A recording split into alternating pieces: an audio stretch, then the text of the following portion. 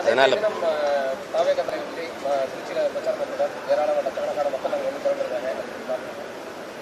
அதான் நீங்கள் தான் காட்டினீங்களே திரண்டிருக்காங்க, அது பரப்புரையே ஆரம்பிச்சிருக்காரு, அவ்வளோதான். நீங்கள் எப்படி பார்க்குறீங்க? நான் கூட்டம் அது வரும், கூட்டம் வரதானே செய்யும். ஒரு நடிகர் இதுவரை திரையில் பார்த்த ஒரு கலைஞர் இப்படி வரும்போது பார்க்குறது கூடுவாங்க. நாங்கள்லாம் சின்ன பிள்ளையா இருக்கும்போது எம்ஜிஆர் வராரு, சிவாஜி வராருன்னு கூட்டிகிட்டு போய் நிறுத்தினதெல்லாம் இருக்குது. இதே மாதிரி மணிக்கணக்காக நின்றதெல்லாம் இருக்குது.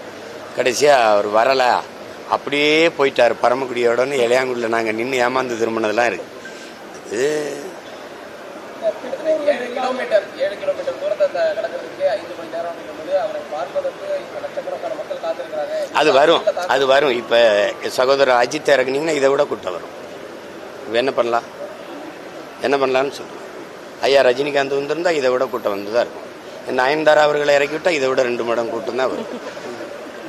நீங்கள் அதை கூட்டத்தை பார்க்காது, முன்வைக்கிற கொள்கையை பாருங்கள். உருப்படாது. இல்லைன்னா உங்களை மாதிரி ஆளுகள்லாம் சேர்ந்து தான் அந்த நாட்டை நாசமாக்கி